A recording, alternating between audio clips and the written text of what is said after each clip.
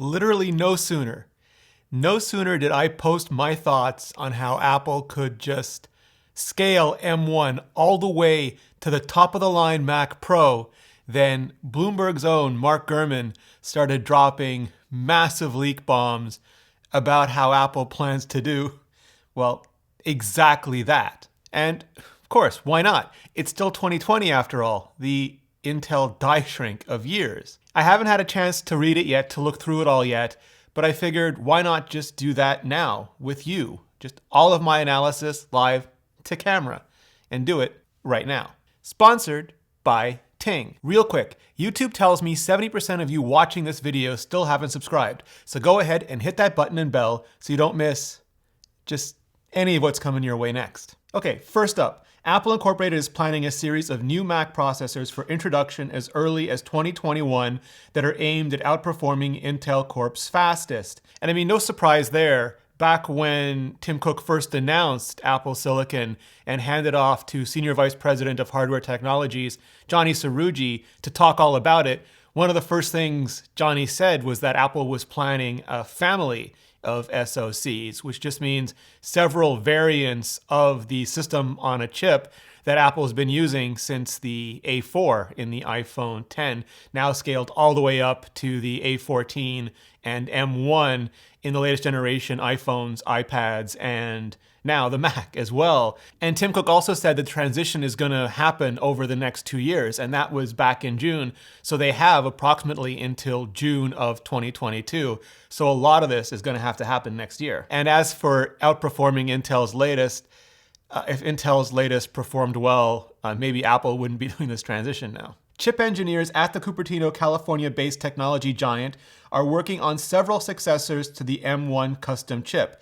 Apple's first Mac main processor that debuted in November. And this part is interesting because, again, when Johnny announced a family of SoCs, to me, that sort of meant what Apple's been doing with the iPhone and iPad Pro chips, which is A12, A12X, A12Z. And successor to me is more like A13, A14. So when I think about M1, the first Mac Apple Silicon that went into the MacBook Air, the Mac Mini, and the entry-level MacBook Pro, that to me is the beginning of this generation, and a successor would be an M2, something that would go into the following generation of Apple Silicon, that would be using the Silicon IP, the intellectual property, the next generation stuff that would also go into an A15 in an iPhone 13, that sort of thing. And what I currently see as the strategy for Apple Silicon scaling up is that same process generation, that same equivalent of an A12, A12X, A12Z. In other words, an M1, M1X, M1, I don't know, T, whatever naming scheme Apple uses as they scale out these chips. So if Mark means literal successor, that could be even more interesting because it could mean that depending on the timing, some of these chips as A15 starts rolling out towards September of 2021 might skip right on to that IP generation and just sort of reap all the benefits that come with it. The company's next series of chips planned for release as early as the spring and later in the fall are destined to be placed across upgraded versions of the MacBook Pro, both entry-level and high-end iMac desktops, and later a new Mac Pro workstation. And this is where it starts to get really interesting for me, because anything that's announced in the spring or summer, I expect to be on the M1 generation, which is the A14 generation. If you just look at everything like the CPU cores, Ice Storm and Firestorm, and the GPU cores, just all the IP is A14 generation IP. M1 is the exact same thing. So anything that comes out this spring would be using that. So for example, a MacBook Pro would be using M1, again, M1X or whatever Apple decides to call it. But as we get towards the fall and Apple starts releasing the A15 generation, the higher end Macs could certainly take advantage of that, getting a boost not just from scaling up the cores, but continuing to build out the architecture. But that also raises questions, to me at least, of just how much in lockstep Mac Silicon will be with iPhone Silicon, because for the last 10 years, Apple has updated the A series just every year. Every year there's been a new iPhone, there's been a new A series processor to go in it. So we went from A4 in 2010 now to A14. in 2020. And that hasn't been the case with the variants that we've seen in the iPad Pro, for example. We're still on A12Z. There was never an A13X, and we're still waiting on A14X. And iPad Pro, since it's been introduced in 2015, has been updated like every 18 months, not every year. So how Apple sort of parallelizes the IP generation, they're probably going to continue doing year-over-year updates for the iPhone. So we'll get A15, A16, A17. But will they be doing yearly updates for the Mac as well? Will we get M1, M2, M3 year after year after year, like with the A-series processors? And will every Mac get those? Or will the entry level, stick on M1, which is based on A14, while the higher ends are getting M2 based on A15, something like that, and then they're in stagger step, not every 18 months, but not the same 18 months for all of them. And that just boggles my brain, so we're going to have to wait and see how Apple handles that. For its next generation chip targeting MacBook Pro and iMac models, Apple is working on designs with as many as 16 power cores and 4 efficiency cores. So the current design for M1 is 4 of those Ice Storm efficiency cores and 4 of those Firestorm performance cores. But outside just the improvements you get generationally and with frequency, you can, as Intel and AMD have shown over the last few years, really throw cores at these sorts of problems. That doesn't change your single core performance, and Apple already has best in class single core performance, rivaled only by the latest, greatest, most current generation AMD processors. But just building out on that multi-core can help with a lot of the heavier workloads, the kind of workloads that you'd see on a higher end MacBook Pro, iMac, and certainly a Mac Pro. So going from the 4 performance cores you have now in the M1 to 8 cores, 12 cores, 16 cores, you just start to stack just all of that multi-core performance over and over and over again. While that component is in development, Apple could choose to first release variations with only 8 or 12 of the high-performance cores enabled, depending on production. And this is probably binning. So for example, you can get a 7 GPU or 8 GPU core version of the MacBook Air. And famously, when the previous iPad Pro launched, it had a 7-core version of the A12X, and then that went to 8 cores with the A12Z. And that's just because when you have processors come out with all of these cores, there can be issues with the yields, and that means there can be defects on the chipsets that come out. And if, for example, one of the GPU cores is just non-functional, if you're insisting on 8 cores for the M1 and a bunch of them have 7 cores, your choice is to throw those away, and that greatly reduces the yield and increases the expense of producing those chips. But if you instead choose to sell the 7-core versions, you're still throwing away 6-core and 5-core and 4-core, whatever, completely trash chips. You're still throwing those away. But if you choose to sell the ones that only have 1 core non-functional as a 7-core version, which is exactly what Apple's doing, then you increase your yield and decrease your cost just by all of those chips.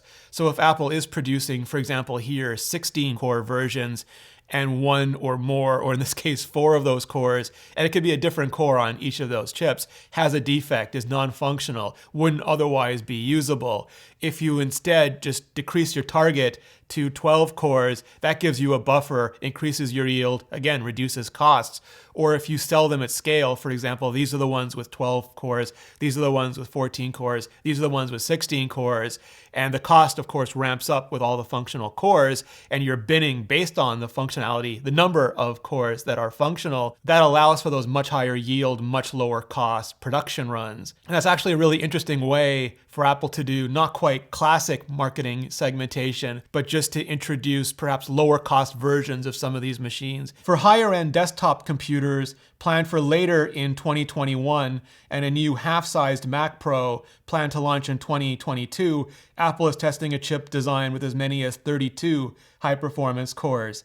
So yeah, pretty much just take M1 and take that original graph that Johnny Cerrugi put up during his introduction of M1 and just take it from that 10-watt 4-performance core part, the M1, and continue up that graph towards the top. So as immediately impressive as M1 was on that 10 to 15 watt power scale, we already start imagining what the MacBook Pro will be like at 30, 35 watts. Never mind when you start getting into the high 90 watts, if Apple even ever needs to go there. In terms of graphic cores, Mark says, Apple engineers are also developing more ambitious graphics processors.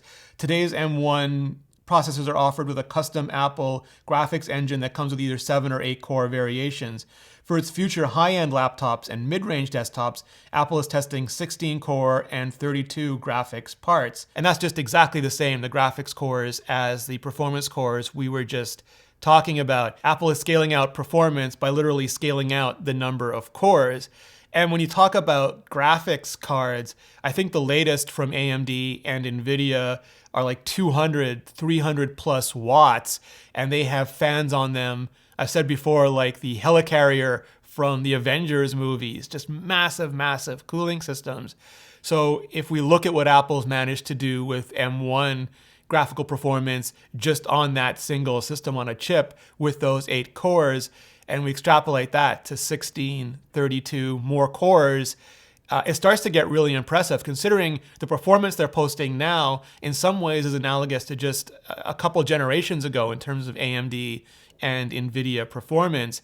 And if the scaling holds, just doubling and redoubling could get them to last generation, this generation, next generation, next generation.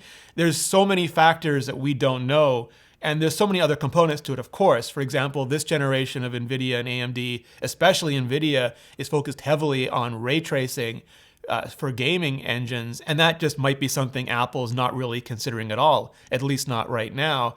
But also, you perpetually hear that by Apple only offering AMD discrete GPUs to date, people who want NVIDIA card compatibility, namely those big CUDA cores, are just nonplussed at all. And Apple certainly won't be offering CUDA cores anytime soon either.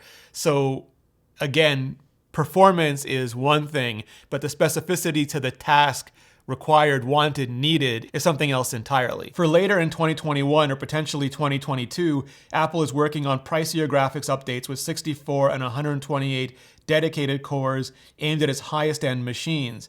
Those graphics chips would be several times faster than the current graphics modules Apple uses from NVIDIA and AMD in its Intel-powered hardware. And I'm guessing Mark means NVIDIA in the past because Apple has not been on good terms or not wanted to use or not been able to use NVIDIA graphics in the Macintosh line for quite a while already, several years already. And also, it would be especially interesting to see if Apple does really stick with this family of SoCs architecture where the package just continues to contain all the CPU cores and all the GPU cores, no matter how massively they scale upwards. And the GPU especially is never broken out off package into anything like a discrete GPU or something like the modular MPX architecture that Apple announced with the previous Intel Mac Pro. And just to see how the benefits of that SoC, everything including unified memory, continues to scale out when those numbers of cores reach just ludicrous levels. But either way, when you start getting those massive numbers of CPU and GPU cores, just start saving early. And with things like your cell phone bill, because whether you want only a little data or just all the data, unlimited data, Ting has the perfect plan for you and for your family, where you can get talk and text for just like $10 a month, data from $15, 5 gigabytes for $25, unlimited from $45, whatever you need. Just go to rene.ting.com, check out the plans, and see how much you could save. Because you get access to just the best nationwide coverage in America on pretty much any phone, from the latest iPhone 12 to all the Google Pixels to the Galaxy Flips and Folds. And you can keep your existing phone, keep your existing number if you want to as well. And that's all because the next generation of Ting Mobile is here. And seriously, to see how much you could save and get $25 off, just go to rene.ting.com or click on the link below, rene.ting.com, and get $25 off. And clicking on that link just really helps out the channel. For a ton more on Apple Silicon and just all the Apple Silicon Macs to come, click the playlist above. I've got in-depth reviews, comparisons, analysis, all of it. Click on the playlist above, and I'll see you next video.